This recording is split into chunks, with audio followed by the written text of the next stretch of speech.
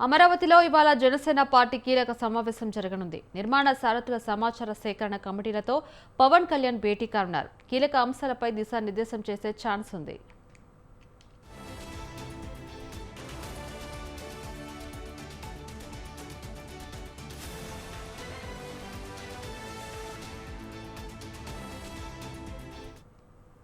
అమరావతిలో ఇవాళ జనసేన పార్టీ కీలక సమావేశం జరగనుంది. నిర్మాణ సారథుల సమాచార సేకరణ కమిటీలతో పవన్ కళ్యాణ్ భేటీ కానున్నారు. కీలక అంశాలపై దిశానిర్దేశం చేసే ఛాన్స్ ఉంది.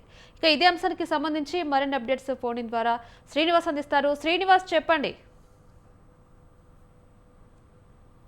మంగళగిరి జనసేన పార్టీ కేంద్ర కార్యాలయం వేదికగా నేడు అత్యంత కీలకమైన సమావేశం ప్రారంభం కానుంది. పార్టీ అధినేత ఆంధ్రప్రదేశ్ ఉప ముఖ్యమంత్రి పవన్ కళ్యాణ్ సమావేశానికి స్వయంగా హాజరవుతున్నారు. అంతేకాకుండా ముఖ్యంగా పార్టీ సంస్థాగత బలోపేతంపై పవన్ కళ్యాణ్ ఈ రోజు ఫోకస్ పెట్టనున్నారని కూడా తెలుస్తుంది. ఇందులో భాగంగా ఇటీవల నియమించిన నిర్మాణ సారథులు, సమాచార సేకరణ కమిటీలు ప్రతినిధులతో ఆయన ప్రత్యేకంగా భేటీ కానున్నారని కూడా చెప్పొచ్చు.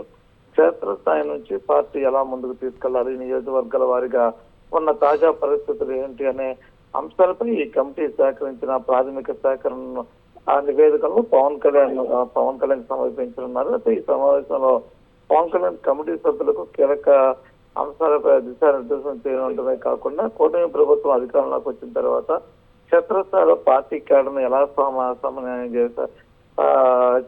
చేయాలి, అదేవిధంగా ప్రజా సమస్యలపై ఎలా స్పందించాలి, ప్రభుత్వం సంక్షేమ పథకాలను ప్రజల్లోకి ఎలా తీసుకెళ్లాలనే దానిపై రోడ్ మ్యాప్ కూడా ఇవ్వనున్నారని కూడా తెలుస్తుంది. అయితే భవిష్యత్ కార్యాచరణకు ఈ సమావేశం గా మారబోతుండటంతో రాజకీయ వర్గాల్లో దీనిపై తీవ్రమైన ఆసక్తి నెలకొంది. ఇప్పటి వరకు టీడీపీ పార్టీ తరపు నుంచి మాత్రమే కార్యకర్తలు కావచ్చు, నేతలు కావచ్చు, ద్వితీయ శ్రేణి నాయకత్వం కావచ్చు ప్రతి ఇంటికి వెళ్ళడం, ప్రభుత్వ సంక్షేమ పథకాలు, అదేవిధంగా ముఖ్యమంత్రి ఉప ముఖ్యమంత్రి పవన్ కళ్యాణ్, నారా లోకేష్ మాత్రమే బాధ్యత తీసుకుంటూ వచ్చారు.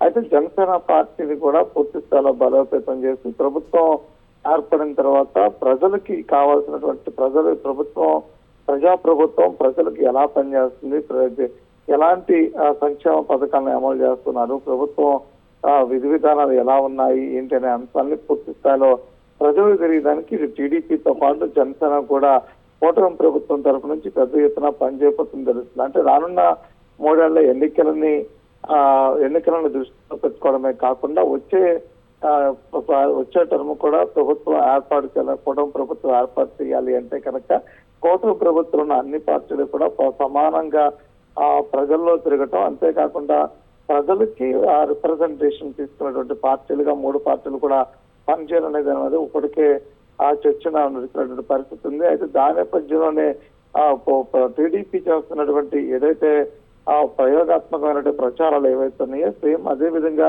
కమిటీలను ఏర్పాటు చేయడం, ఆ కమిటీల ద్వారా పెద్ద ఎత్తున జనసేన పార్టీని బలపరచుకోవడమే కాకుండా పార్టీలో ఉన్నటువంటి క్యాడరు అయిపోకుండా ప్రజల్లోకి వ్యాపారం చేయాలి. రానున్న రోజుల్లో జనసేన పార్టీ బలోపేతానికి, జనసేన పార్టీ బలానికి కూడా ఈ దృశ్యశాల నాయకత్వం, అదేవిధంగా ఈ నాయకత్వం పెరగడానికి ఈ ప్రజల్లోకి చేసేటువంటి కార్యక్రమాలు ఏవైతే ఉన్నాయో ఇవన్నీ కూడా ఉపయోగపడతాయని పవన్ కళ్యాణ్ ఆశిస్తున్నారు. ఆ నేపథ్యంలోనే కమిటీలు కూడా వేశారని కూడా చెప్పొచ్చు.